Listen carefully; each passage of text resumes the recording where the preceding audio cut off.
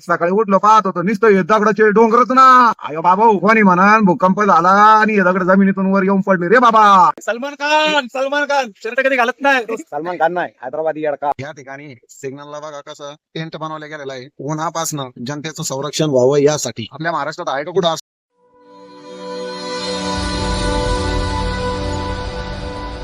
Surprise खतम आणि आपल्याला सकाळी 8 वाजता भरायला जायचं होतं, परंतु मटेरियल तयार नसल्यामुळे आपण वेट केला. होली ट्रान्सपोर्टलाच कंपनीचा पार्टीचा फोन आलेला आहे, आपल्याला भरण्यासाठी जायचंय पिण्यामध्ये. पिण्यातून आपण जाणार आहोत रायबरेली युपी साठी. चला तर थेट घेऊन जातोय आता तुम्हाला डायरेक्टली कंपनी. टोटल 2000 किलोमीटरची जर्नी होणार. तर ही सिरीज देखील तुम्ही मिस करू नका ड्रायव्हर भाऊ. खूप अशी भन्नाट अशी मजा येणार आहे, कारण की पावसाळा चालू झालाय. राज्य आपल्याला लागणार आहे आंध्र, तेलंगणा, त्यानंतर एमपी, शेवटचं राज्य आहे आपल्याला युपी. प्रयागराज वरनं जाणार आहोत आपण. सिरीज मिस करू नका. टोटल 2 व्हिडिओ मध्ये ही सिरीज मी कंप्लीट करणार. त्या अगोदर तुम्ही बघू शकता की आपल्याला हे ट्रॅफिक हमेशा लागतं म्हणजे लागतंय. आपण पोहोचलोय पुण्यामध्ये रॅम्पो कंट्रोलर्स रॅम्स टेक्नो पॉवर मध्ये जाऊया कंपनीमध्ये. आपण आलो होतो गाडी भरण्यासाठी, परंतु या ठिकाणी थोडा प्रॉब्लेम झालाय. पार्टीचा माणूस येतोय. प्रॉब्लेम म्हणजे असं काय मोठा नाही झाला. चला ठीक आहे, तोपर्यंत बसूया गाडी, पाणी पिऊया आणि थोडसा आराम करूया, कारण की एकदा निघाल्यानंतर दम नाहीये. फायनली आपली गाडी लोड झालेली आहे आणि तुम्ही मटेरियल बघू शकता. आपण पाठीमागं ज्या बॅटऱ्या घेऊन गेलो होतो रेल्वेच्या, त्याच कंपनीतला माल आहे रायबरेली. ऍक्च्युअल माल जास्त होता, आपल्या गाडीत तेवढा बसला नसता. आणखीन एक पिकअप लावली. आपल्यासोबत कोण येणार हे मी उद्या सांगाल तुम्हाला, आताच नाही सांगत. चला तर पेपर घेऊया व निघूया. आपण निघालोय, आता वाजले 6. आपल्या सोबत आणखीन एक गाडी आहे रामेश्वर राठोड, आपलाच भाडेकरी सिंगल रूमचा. त्याला देखील रायबरेलीला घेऊन चाललोय, कारण काल आपल्या गाडीत माल काय बसला नाही. पार्टीवाल्याला सांगितलं 2 गाड्या लावल्या. जाऊया आता टप्प्याटप्प्यानं. आपल्याला काय शनिवारी गाडी द्यायची. एक 1800 किलोमीटरची जर्नी आहे. खूप बनाट अशी मजा येणार, कारण 2 गाड्या एक सोबत. चला तर जाऊया. आपण बघू शकता बँगलोरचं ट्रॅफिकचा नाद नाही करायचा बँगलोरचा. आपण थांबलो डिझेल भरण्यासाठी आणि तुम्ही इथला रेट बघू शकता, 98 रुपये 93 पैसे. आता रायबरेली पर्यंत किती डिझेल लागणार आहे? 1800 किलोमीटर जर्नी ते सर्व दाखवणार आहे या जर्नीमध्ये. आणि पहिली टँक आपण फुल करत आहोत इथले अण्णा. तर चला भरूया डिझेल, निघूया रायबरेलीसाठी. म्हणजे काय म्हणतात ना, नशीब देवतारी त्याला कोण मार. तुम्ही बघू शकता ही आपली स्वतःची गाडी 932. ही गाडी 5761 साल्याची. ही गाडी, या गाडीला ओळखतच असाल तुम्ही 100%, कारण की सबस्क्रायबर तुम्ही त्यांचे देखील आहात आणि माझे देखील आहात. 55 इस्माईल शेख. जय महाराष्ट्र. मी तर यांच्या दोघांच्या पहिला आलो होतो. आपलं बॅडलग राहिलं का? गुड न्यूज राहिली काय कळना झालंय, पण 3 गाड्या एकाच दिवशी भरून निघाल्या. तर इस्माईल भाई तुम्ही कुठे चालले? मी चाललो पुणे प्लस मुंबई.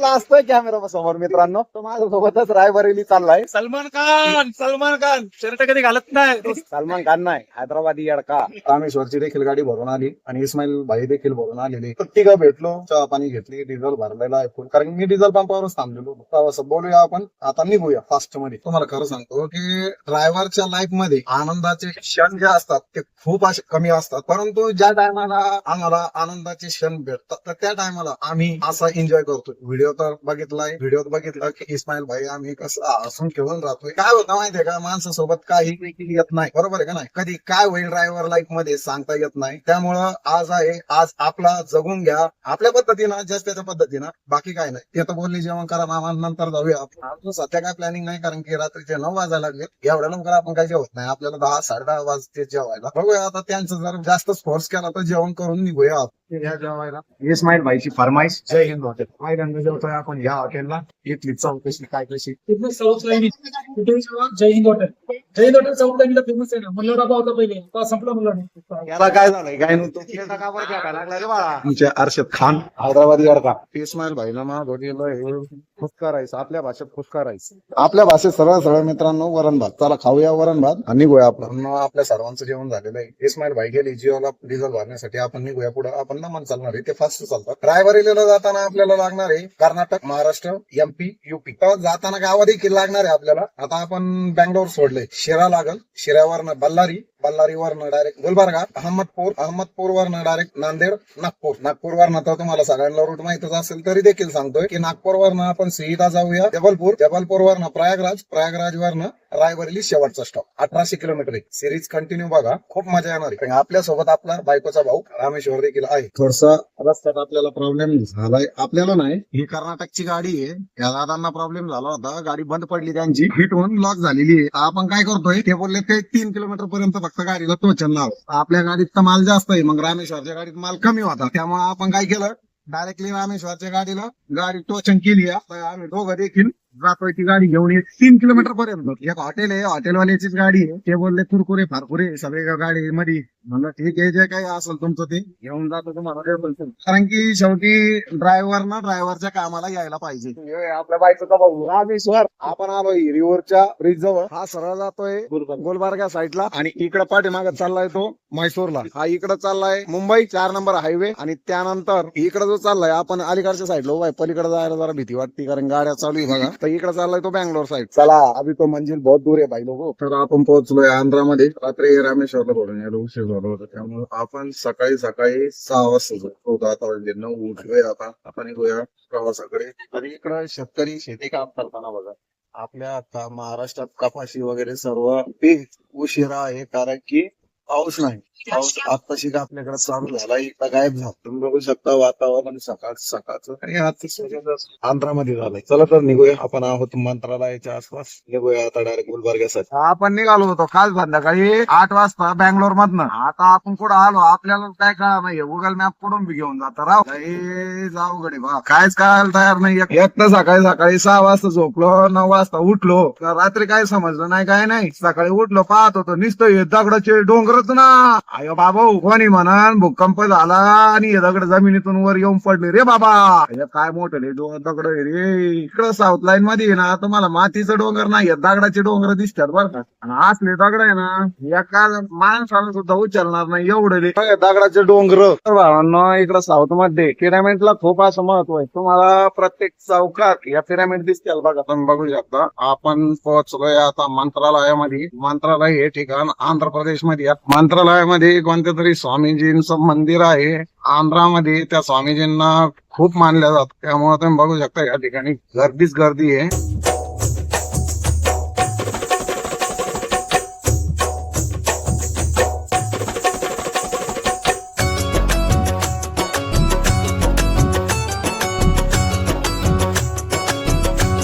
आपण रायचूर कर्नाटकामध्ये पोहोचलो आहे. पुढील काही वेळातच आपण गुलबर्गा देखील पार करूया.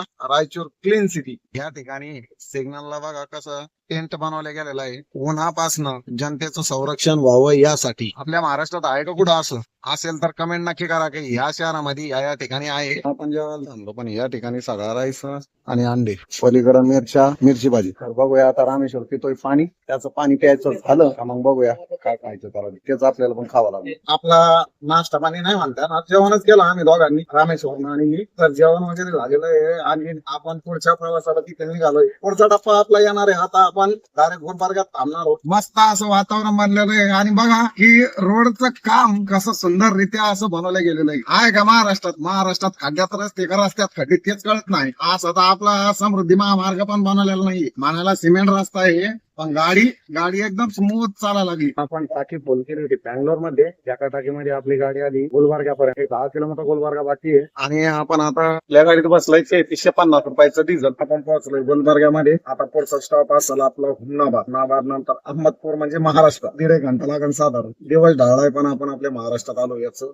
समाधान. तुम्ही या सिग्नलला बघू शकता ट्रॅफिक. हा रस्ता आहे गुलबर्गा ते हुमनाबाद, बिदर, लातूर. कमेंट नक्की करा तुम्ही कधी या रस्त्याने आधी असाल तर. आजचा दिवस देखील आपल्याला मावळ आहे बिदरच्या आसपास. अजून 1300 किलोमीटर. थोडं कशाचं आहे ना भाडं जातं त्यामुळे पळवता लागणार.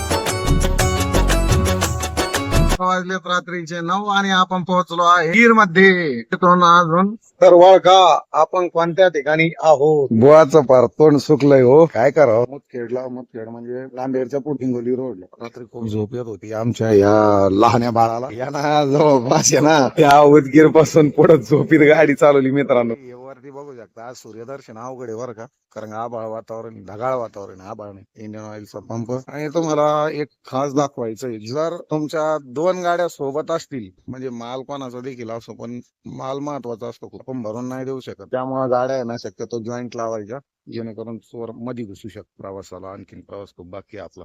1100.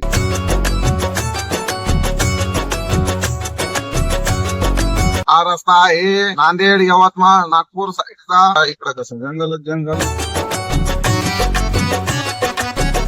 अरे भाई गाव तुझंच आहे, माझं नाही आहे ते. मग आपण थांबलोय महागाव मध्ये, यवतमाळ जिल्हा महागाव. याला आपला बायकोचा भाऊ. आपण थांबलोय महागावच्या भारतच्या पंपला घेतो ना, या भावाच्या गावाला. तर आपण खाणार आहोत खिचडी. भावानं भाज्याचं पीठ माळवलेलं आहे, वास असा खमंग आलेला आहे, बाहेर रिमझिम पाऊस पडतोय. भजे पण खाऊया आपण. तर या कडी खायला ही कडी, हे भजे आणि ह्यो रामेश्वर. झाली की झोप झाली. बघा आपले युट्यूबर कधी कुठं कोणाला भेटतील सांगता येत नाही. या भैयाला आर राजेश भेटली होती स्वतः. ते नांदेडला आली होती गाडी भरून, आणि इथं समोर त्यांची गाडी पंक्चर झाली होती आर राजेश भाईची. तर या भैयानं खूप मदत केलेली. तर कसं वाटलं तुम्हाला त्यांना भेटू? कोणालाही कमी समजू नका. चला तर आपला नाश्ता झालाय. आपलं बिल 5 नाश्ते झाले आपले, 4 खिचड्या आणि 1 भजे, 2 चहा. चला तर निघूया आता काय संध्याकाळपर्यंत जेवणार नाही आपण.